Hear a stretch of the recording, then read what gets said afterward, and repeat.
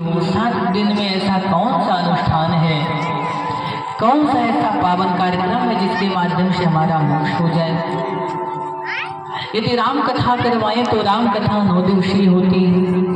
यदि शिव महापुराण की कथा हो तो भी 11 दिवसीय। रुद्र महायज्ञ, लक्ष्मी नारायण महायज्ञ वो भी 1 महीने तक चलते ही।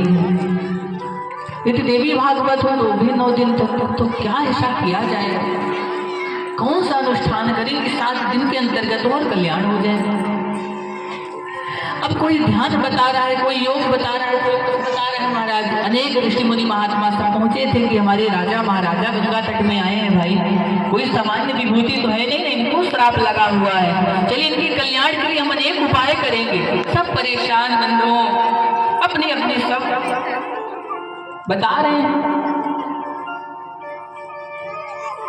तब तक बंधुओं वहां सुखदेव भगवान पहुंचते हैं कि तत्र भगवत भगवान व्यासपुत्रो यदिच्छया गामतमानो नपेक्षः अलक्ष्यलिंगो निजलाभतुष्टो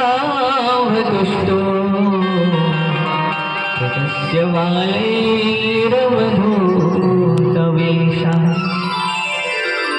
जैसे सुखदेव भगवान को दिगंबर अद्भुत स्वरूप, अद्भुत तेज बंधुओं राजा परीक्षित खड़े होकर प्रणाम करते हैं, वंदन करते हैं और उस सिंहासन में बैठाया और सब ऋषि मुनियों ने उठ के सम्मान किया। महाराज राजा को लगा कि अवश्य कोई विशेष होती है।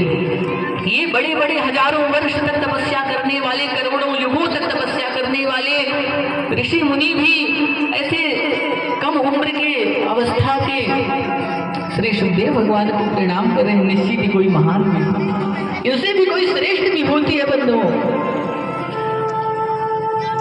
देखो एक बात आपको कहें, धन वृद्धा बल वृद्धा आयु वृद्धा तथैव च ते सर्वे ज्ञान वृद्धा किंकरा शिष्य किंकरा। कभी कभी कोई ज्ञान में बड़ा होता है, कोई धन में बड़ा होता है, कोई बल में बड़ा होता है, तो कोई विद्या में, बुद्धि में, कोई किसी में तो बड़ा हो ही जाता है। कोई आयु में भी कभी कभी बहुत बड़ा होता है, 2 साल तक लोग जी जाते हैं। लेकिन जो ज्ञान में बड़ा होता है बाबूजी, सबके लिए सम्माननीय और आदरणीय होता है।